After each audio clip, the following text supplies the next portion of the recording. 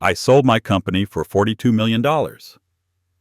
Then the waiter whispered, "He put something in your drink." 15 minutes later, I left the restaurant, and my son left in handcuffs. I signed my name for the last time on the thick stack of papers. The conference room smelled like warm toner and coffee. The lawyer stood, shook my hand, and used words like congratulations and legacy. I kept my grip steady. "My name is Arthur Hale. I am 70. I built Hale Fabrication from a rented garage and a second-hand lathe in a few years. And that day I sold it for $42 million. I walked outside into cool evening air and let it sit on my face. A long line of brake lights stretched down the boulevard. I felt none of the thrill I once imagined I would feel. What I felt was a kind of quiet. My wife, Ellen, died 3 years earlier.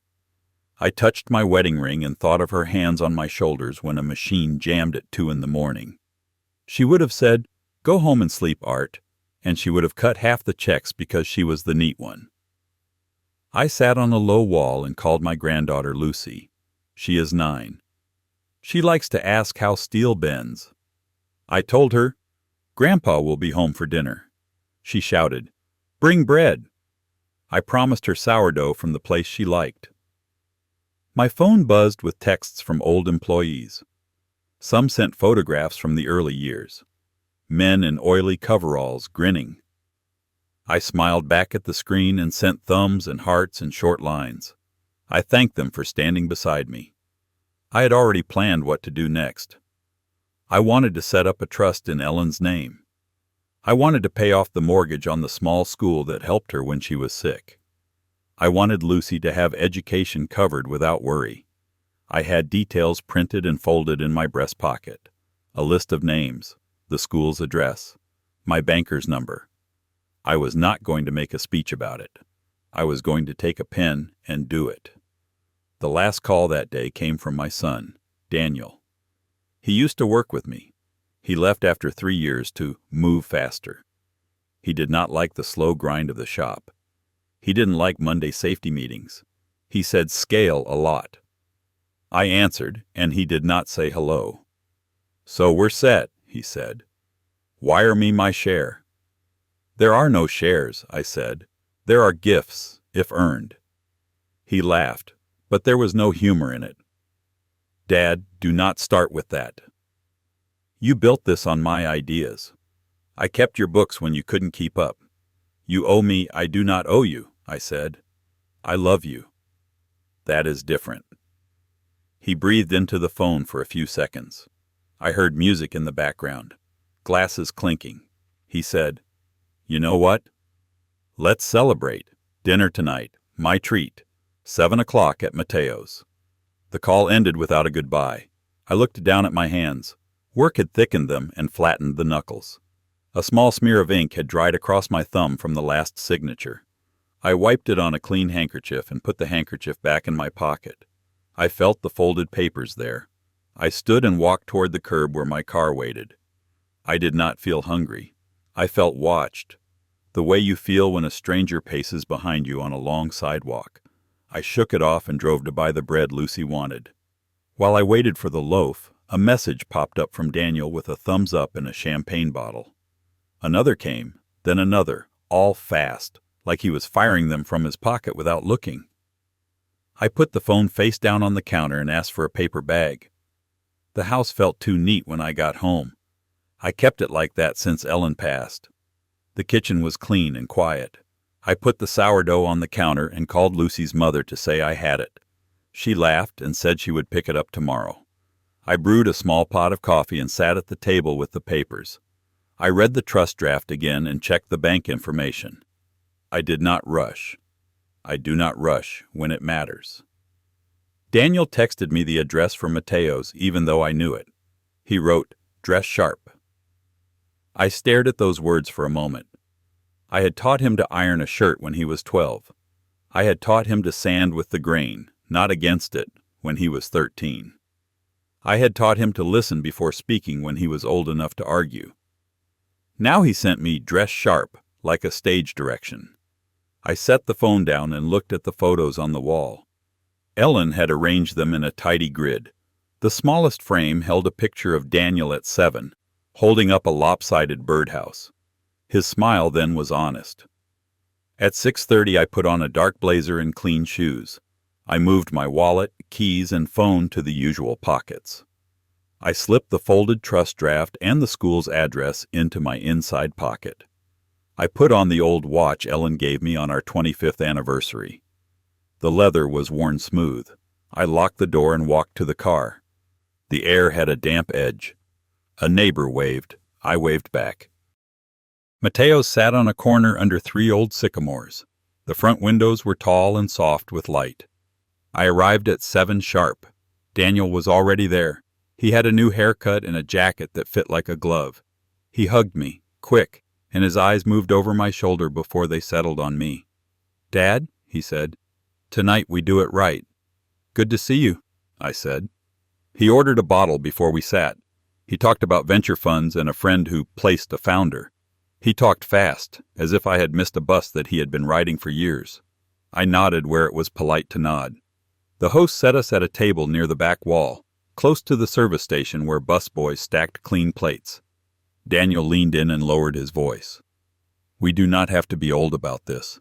We can move the money now, make it work, and buy time. You can do your charity thing later. Trust me." I looked at his eyes. They were bright and restless, and they did not stay on mine. They pinged to the door, to the bar, to a woman laughing at another table. He licked his front teeth with his tongue, a small habit from childhood when he wanted something he had not earned yet. I remembered Ellen putting a hand on his shoulder and saying, "Ask first, Dan." "I already know what to do," I said. "I am doing it." "Dad," he said, and the edge came out. "This is not a debate. You can wire me 5 tonight. We start with that. I will double it. You will thank me. I will not start with that," I said. "I invited you to work for what you receive." The waiter set down water and menus. Daniel kept his smile on, but it tightened at the corners like a shirt pulled too far across the back. He lifted his glass and tapped mine. The sound was small and hard. "Celebration," he said, "to change." I clinked. I took a small sip. The water was clean and cold. I set the glass down and folded my hands. I wished Ellen had been there to see what I saw in our son's face. It was not joy. It was hunger. It pressed against the skin of his cheeks and made him talk too fast. "Let us order," I said. "I am hungry." "Good," he said. "You are going to love tonight." I believed I would learn something important, and that it might not be what he meant. I agreed to stay. I wanted to see his eyes. The restaurant was bright and loud. Mateo had added a bar since I last came.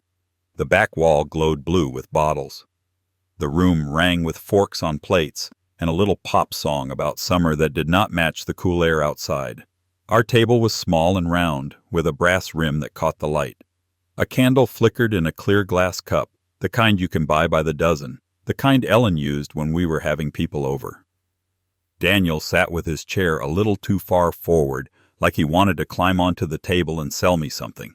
He talked about a fund of funds, about velocity, about a friend who flipped a company in 6 months. He described a house he almost bought in Nevada.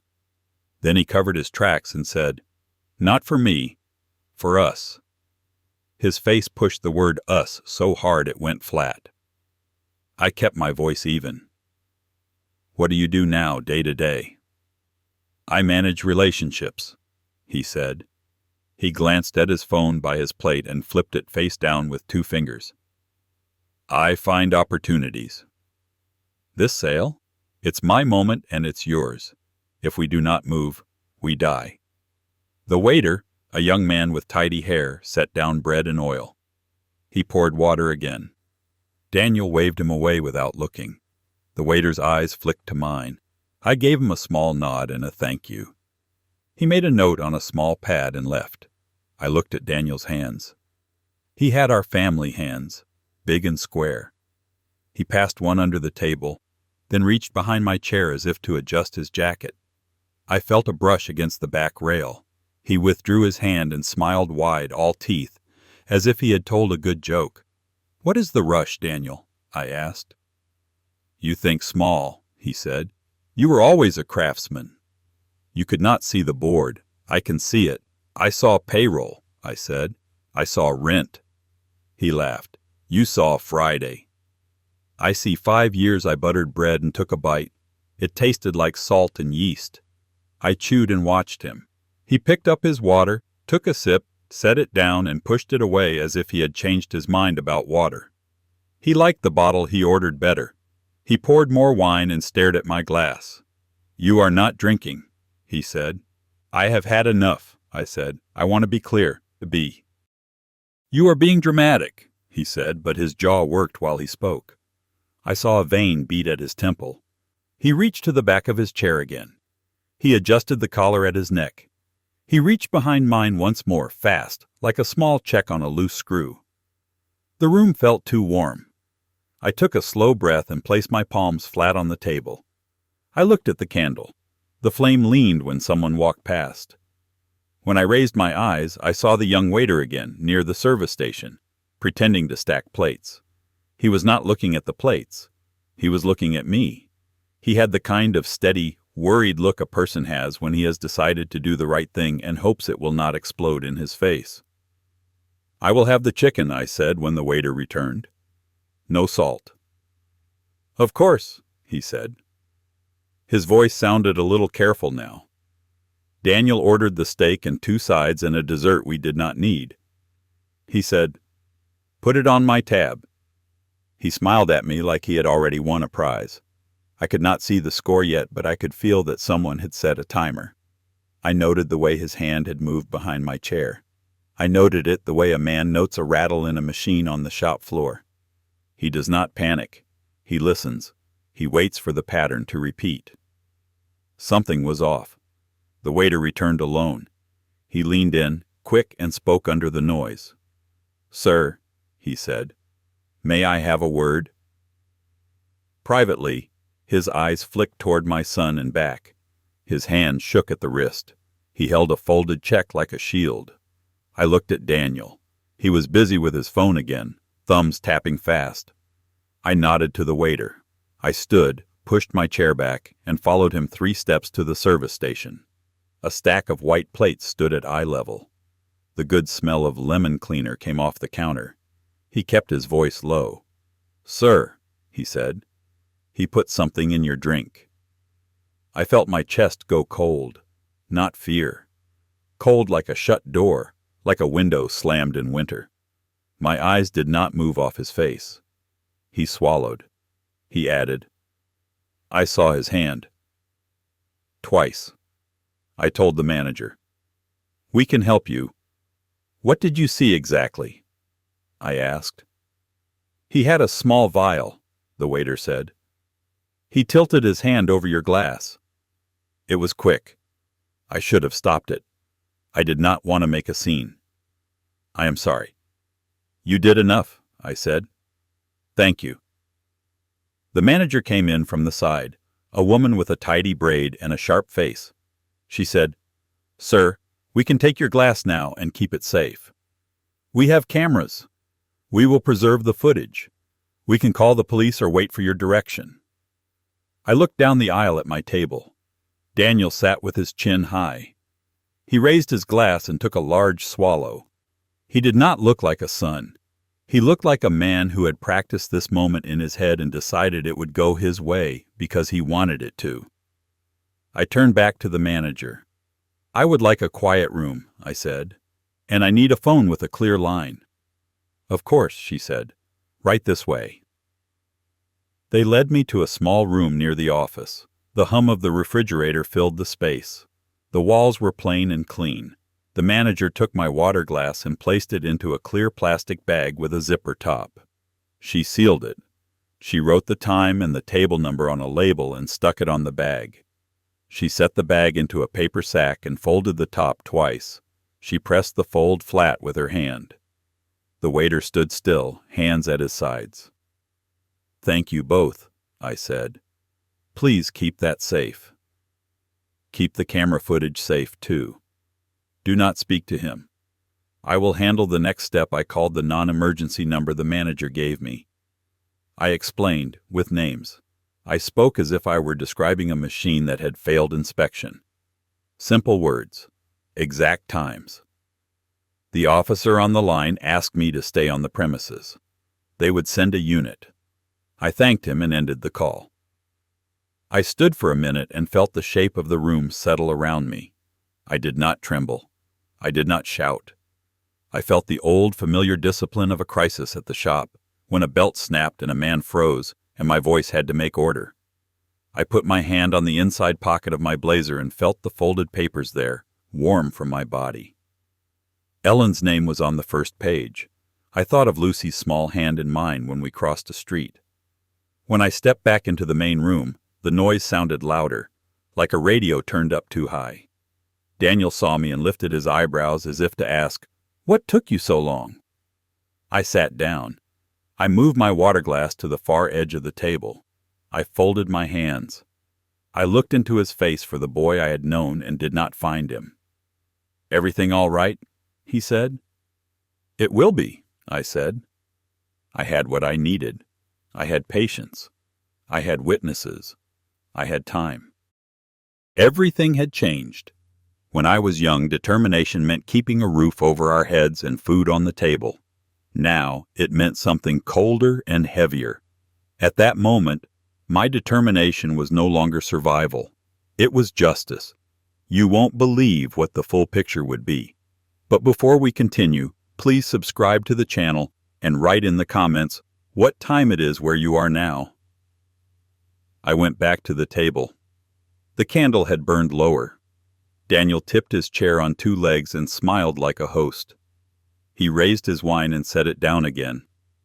His eyes tried to read my face and failed. "Dad, do you trust me?" he asked. I folded my hands. "I trust what I can prove." He blinked too slow, then laughed like I had told a joke. He leaned forward until his tie touched the rim of his plate. "You are still doing that thing, the cop voice. The factory foreman voice. I am your son." I kept my voice steady. "Where's the rush coming from?" "What does it matter?" he said. "It matters that we move." There are windows. I have lines on a fund that closes Friday. We wire now, we spin up entities, we stack. I let him run.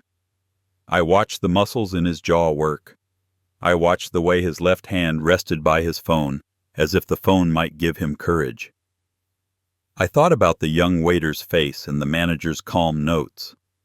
I pictured the bag with my glass in it, sealed and labeled. I pictured the time written on the sticker. I pictured the camera watching a man lift his hand over a glass he did not own. I asked the question like it was small. "Are you in trouble, Daniel?" "That is a rude way to ask for a business plan," he said. His smile twitched. "Do you know how far behind you are? Everything you think is stable is a trap. I am trying to save you from that." "Save me how?" I asked. "With what? With whom?" He opened his mouth, then shut it. He looked over my shoulder and lifted his chin.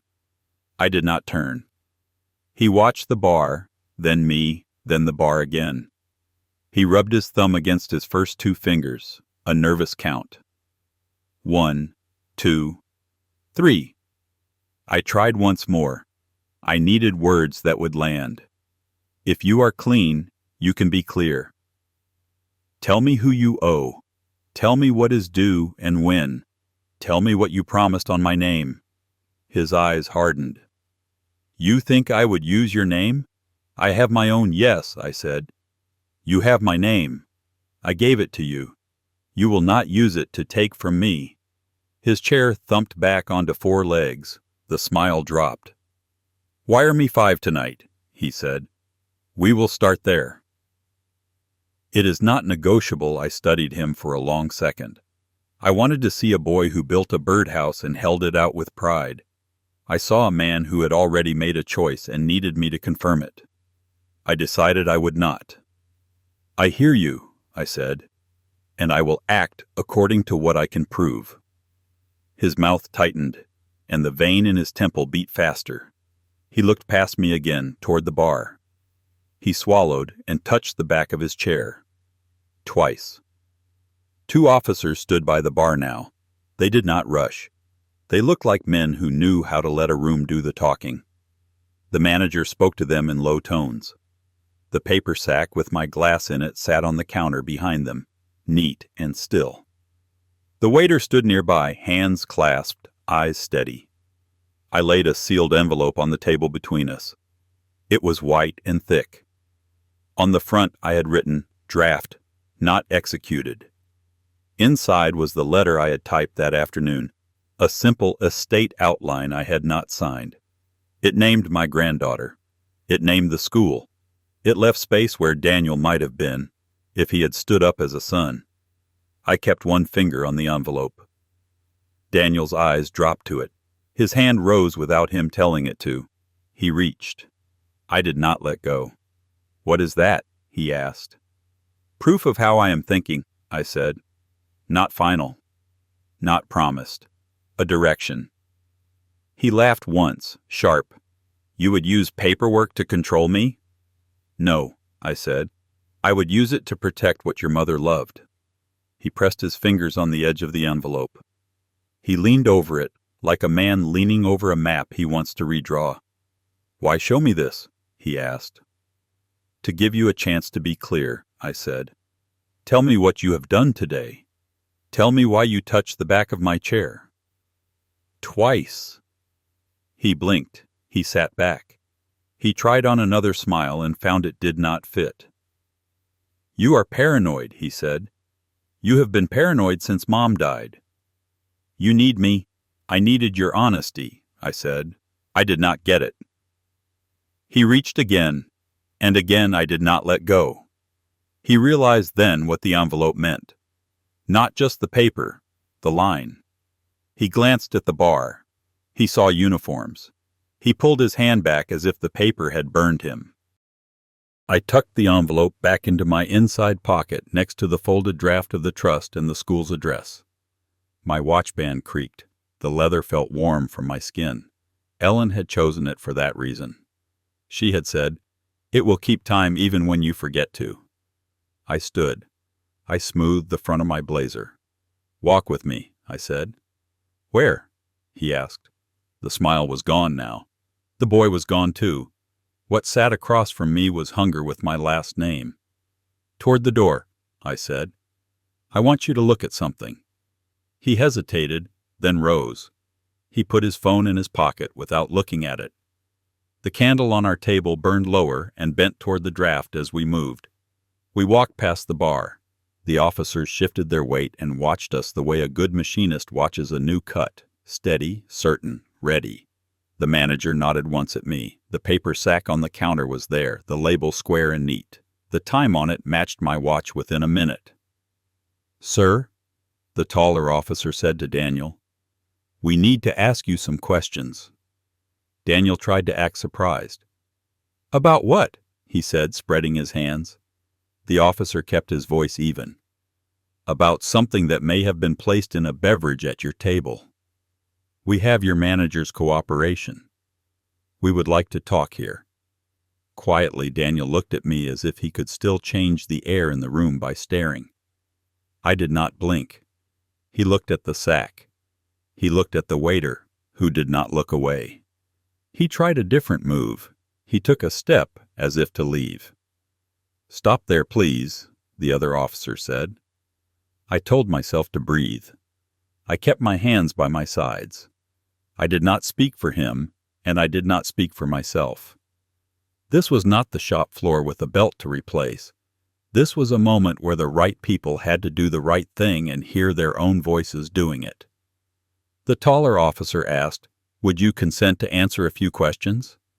Daniel lifted his chin. "Not without a lawyer." "That is your right," the officer said. He nodded to the manager. "We will secure the footage and the glass." He turned back to Daniel. "In the meantime, you are being detained while we confirm some facts." "What are you doing?" Daniel said to me. It came out high and thin. "Dad, tell them." I met his eyes. "You almost took my life." He stepped back like the words had weight. He opened his mouth. He closed it. The officers moved in a practiced way. One spoke to him, low and steady. The other spoke into a mic on his shoulder. The manager kept her hands folded. The waiter stood a little straighter. 15 minutes stretched and then snapped. Paperwork was explained, rights were read, hands were guided behind his back. The small click of metal sounded loud in the warm room. A busboy froze by the plates and then kept moving. People at nearby tables went quiet without meaning to. I did not follow them to the door. I stood by the bar and watched the sack with my glass settle into another larger bag with a chain of custody form clipped to it. The young waiter signed his name. The manager signed hers. The taller officer initialed the seal. "Sir," the officer said to me, "thank you for your patience." "Thank you for yours," I said. I looked once at the space where my son had stood. I felt something I would not call victory. I would call it alignment. Causes and effects had met at the right time and in the right hands. 15 minutes later, I left the restaurant and my son left in handcuffs. But the full story was far from over. I got too many questions left, and it would be too early to let him breathe unquestioned and without consequences. I drove to my attorney's office. The building was old brick with a brass plate by the door. I had called on the way. He kept a lamp on and buzzed me in. The place smelled like paper and lemon oil, the same as my shop office had on payroll nights. He hung my coat and set a pad on the table. "You sure?" he asked. "Yes," I said. "Tonight." We worked quietly. He read my draft letter. He read the trust outline. He marked a margin, then another. I asked him to set it as irrevocable. He explained the consequence of that word. I said, "Good." He drew boxes and arrows. I named Lucy. I named the school. I named the scholarships for the welding program I started years back when no one wanted to fund dirty trades. He put numbers beside each. We did not talk about Daniel more than we had to. "Exclusion clause?" he asked. "Yes," I said, "for cause. We will attach the record when it exists. The reason is risk and conduct. Keep the language clean and kind." We called my banker. We set the trust account. We set the transfer schedule. We set the controls so no hand could move money without two signatures. We kept my name where it needed to be to steer, then limited it where it should be limited once I was gone. I thought of Ellen's tidy notes on our home budget. I thought of the way she liked things counted, then counted again. My attorney printed the documents. He slid the pages across the desk and gave me a fountain pen I had used for years in this same chair. The nib scratched a little on the heavy paper. I signed where yellow flags told me to sign. I did not rush. When I finished, he turned the stack, checked every mark, and slid the last page into a fireproof envelope. "This closes the door you were worried about," he said. "It closes the door he wanted to kick down," I said. He nodded. He stood and shook my hand and did not use the word congratulations. He used the word clear. On the way out, I called Lucy's mother. I told her that Lucy's education was secured in writing and in fact.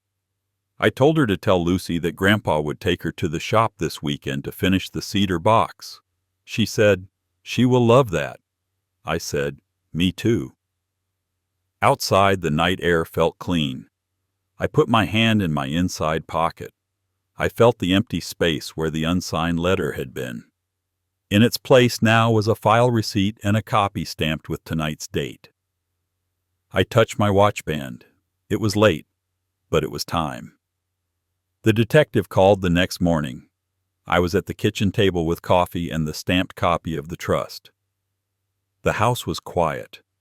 The sun made a square on the floor where Ellen used to put her plants.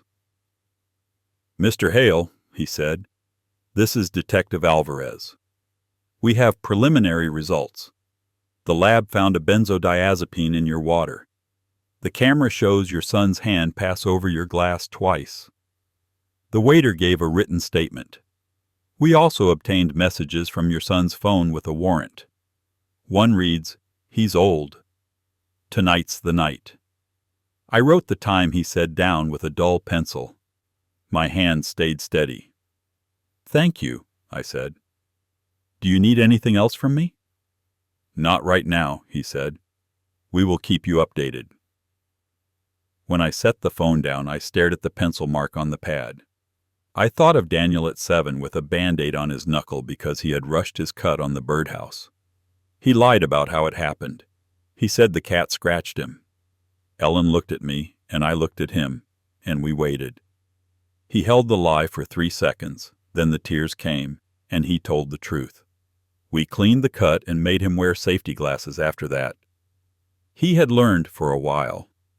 I rinsed my coffee cup. I could feel the line through my life that started in a rented garage and ran through 1,000 small decisions to last night. I had wished for a clean break after the sale, a rest. Instead, I got a test of how clean a man could be when someone he loved tried to take him off balance. My phone buzzed again. It was a number I did not recognize.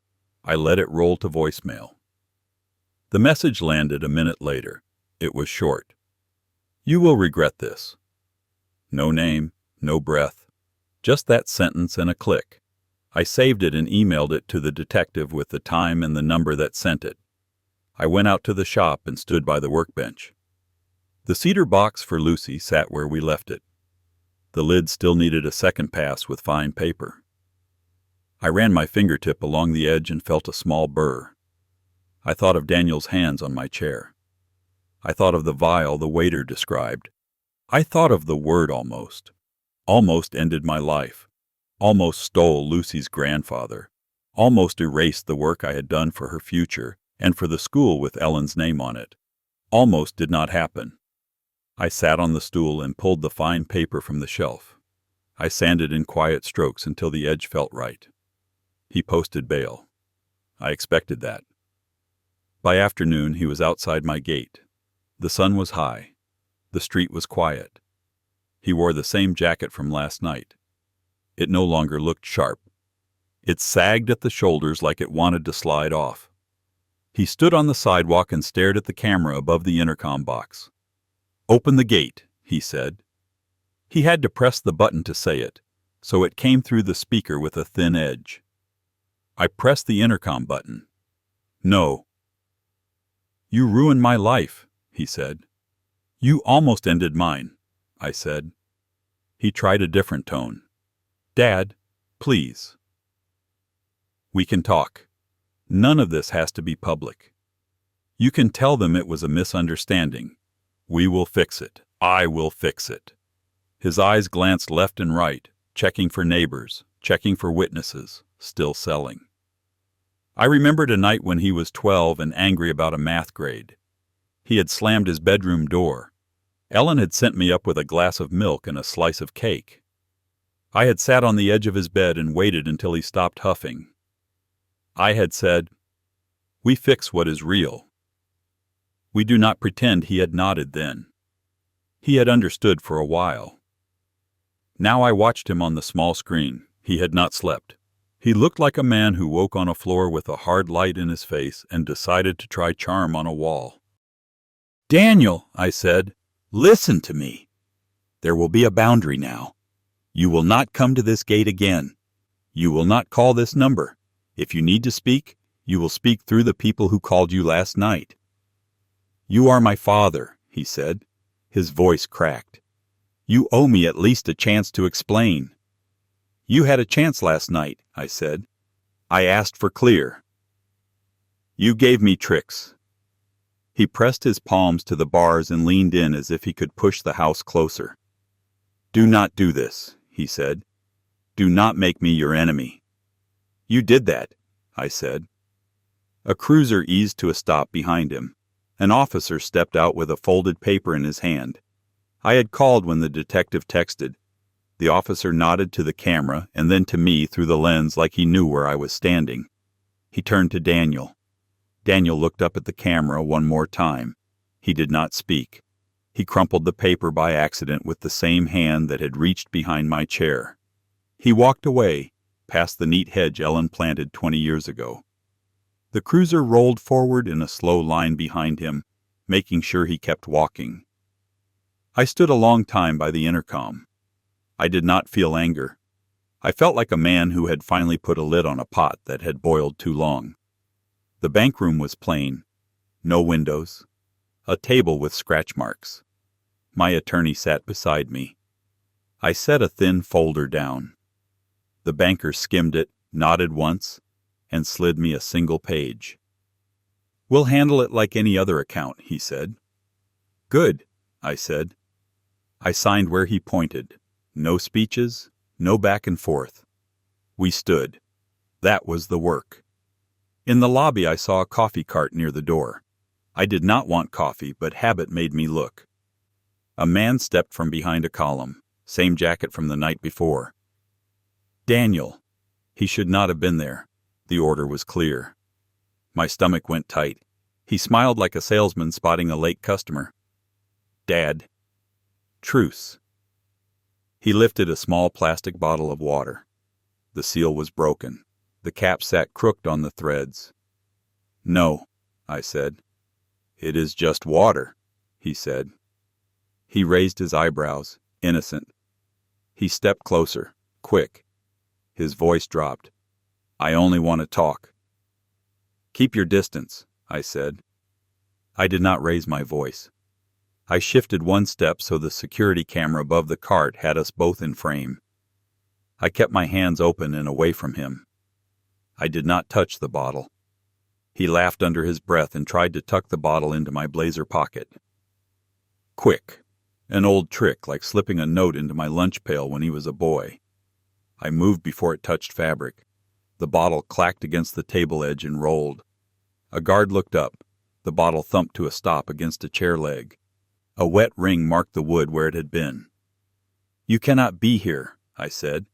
"Read the paper they gave you." He glanced around, eyes fast. He bent as if to pick up the bottle, then used the motion to reach toward me. I stepped back again. My attorney came out of the meeting room behind me and saw our faces. His voice was calm and level. "Sir," he said to Daniel, "you need to leave." Daniel straightened. He tried one more angle. "Dad, you do not want this to get ugly. Give me 5 minutes and—" "No," I said. "We fix what is real. We do not pretend." A security guard walked over. "Is everything all right?" "It will be," I said. I kept my eyes on Daniel. The guard noticed the bottle. He picked it up by the middle and held it away from his body. He looked at the cap, then at me. I nodded toward the camera. Daniel's smile cracked. He swallowed and took a small step back. He looked at the guard, then at the door.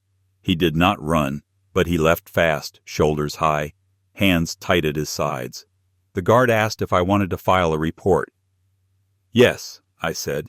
"There is already an order on file." He wrote a note and called it in. I thanked him. I felt the weight of the moment settle. Same pattern, same reach, same small, dirty move. And I had not taken the bait. Outside, the sun hit the sidewalk hard. My attorney asked if I was all right. "I am," I said. "He is not."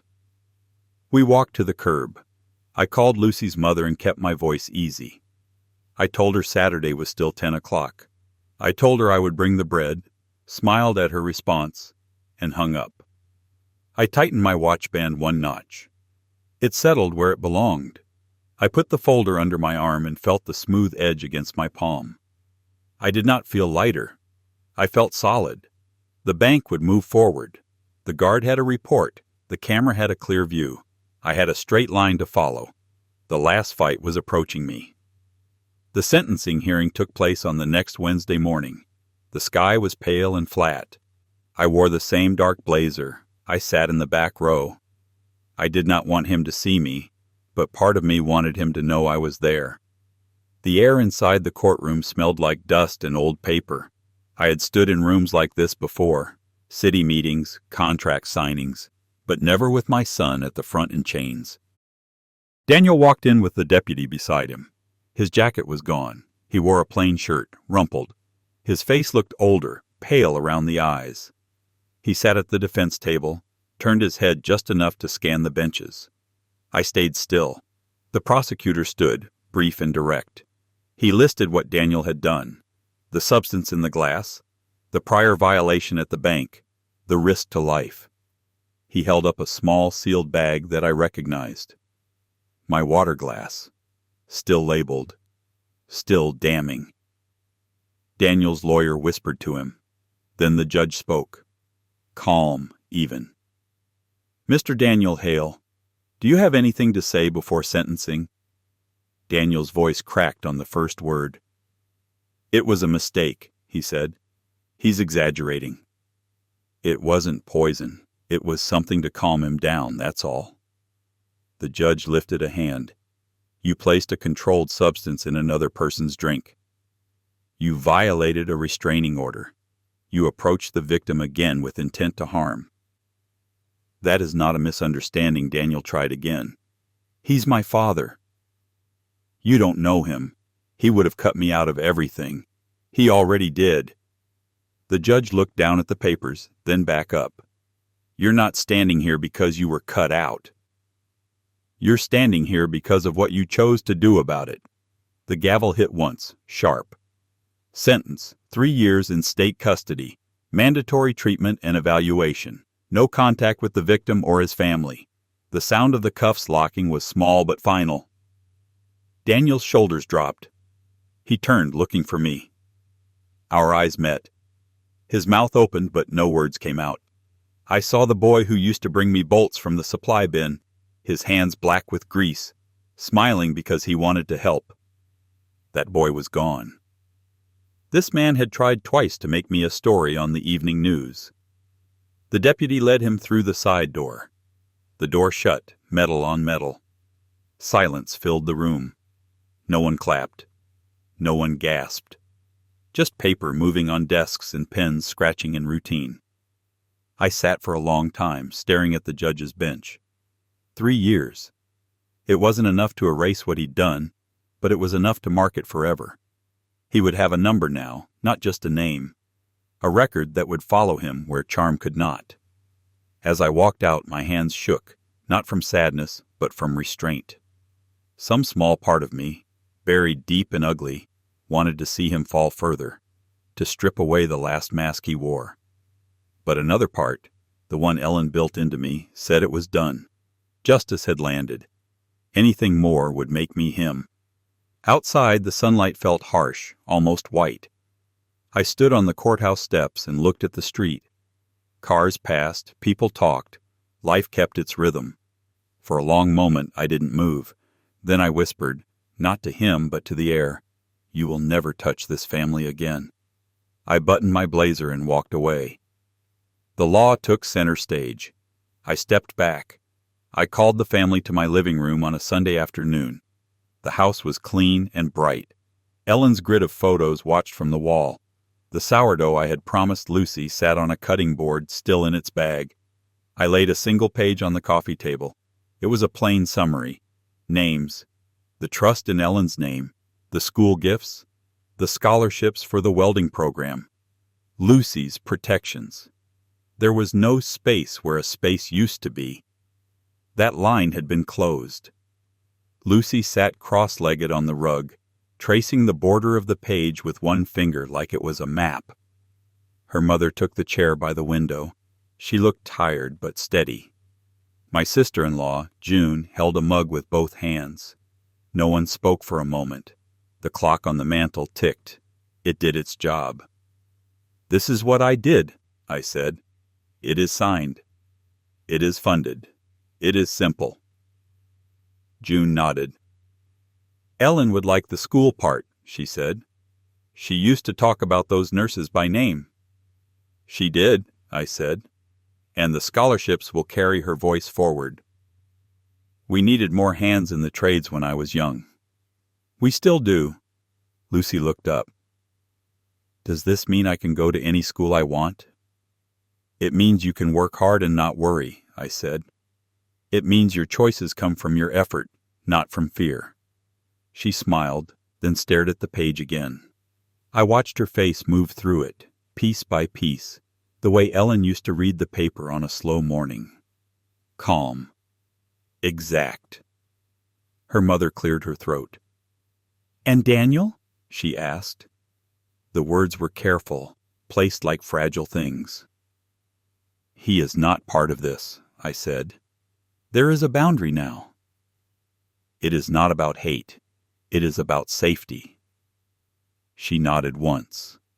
Relief and sadness came through in the same breath. It felt like opening a window and feeling warm and cold at once. She took a pen from her bag. "Do I sign anything?" "No," I said. "You just live. Keep Lucy steady. Call me when you need me." Lucy reached for the bread. "Can we have some now?" "Slice it," I said. "Thick." I stood and took the knife from the block. I cut 2 big pieces and handed them over, butter softened on the plate, ready, like her mother promised. We ate in a quiet that was not empty. It was earned. After, I folded the summary and slid it into a manila envelope with the date on the tab. I put it in the drawer by the desk where I kept the watch box and Ellen's last letter. When I closed the drawer, I felt the wood meet the frame and stop clean. No rattle, no give. Lucy's mother set down her mug and looked at me full on. "Thank you," she said, "for the line you drew." "It is not a wall," I said. "It is a fence with a locked gate."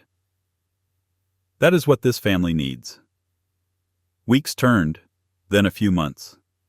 I kept a simple routine. Mornings in the shop, a walk at noon, calls in the afternoon if the school or the trust office needed a word. I slept. It was not the restless kind anymore. It was full and quiet. The detective called once more. "Just to close the loop," he said. "No surprises." He did not want to thank you, but I gave him one anyway. When we hung up, I stared a long time at Ellen's photograph on the mantel. I told the picture we were all right. I did not believe in talking to the dead, but it steadied me to say it out loud.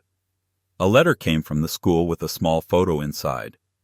A row of new welders stood behind a bench of shiny helmets. Someone had taped a handwritten note to the bottom. "In honor of Ellen," it said. The tape was crooked. Ellen would have straightened it and laughed as she did it. I placed the photo in the grid on the wall. It fit. I drove to the cemetery with a copy of the summary in my pocket. The grass was short, the stone was clean. I stood with my hands in my pockets and told her the details the way I used to tell her shop numbers on a Friday. Orders shipped, checks covered, men going home with money earned. I kept it short. I said, "We're covered." I said, "Lucy is safe." I said, "He is where he needs to be." On the way home, I stopped by Mateo's. I did not go in. I sat in the car across the street and watched people laugh at the tables. The window gleamed. A young waiter carried a tray and moved through the room like something fragile lived in each glass. I hoped the manager kept his name on file as a man who did the right thing and deserved better tables. I did not visit him. I did not write. The silence felt honest. I chose the people who needed me now. When I turned off the workshop lights that night, the dark did not press. It wrapped the place like a lid. I locked the door and listened to the bolt slide.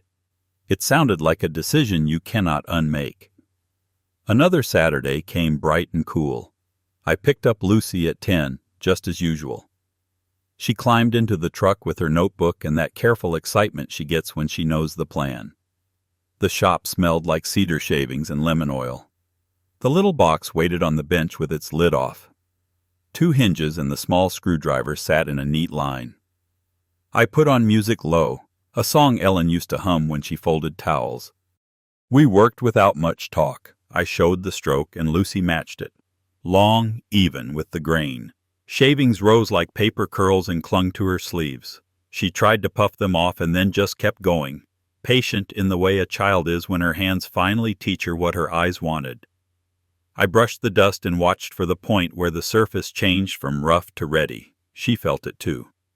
She glanced up as if to check my face, then nodded at the wood like it had agreed. We set the hinges slow. Her small fingers turned each screw half a turn at a time. I steadied the lid with my palm and listened for the clean seat. It met the base with a soft, certain touch. No scrape, no bind. She traced the edge once, satisfied, then pulled a pencil from her notebook and tucked her initials inside the back rail. It looked right there, hidden but sure. We ate the bread on the stoop with butter pooling in the warm places. The street was quiet.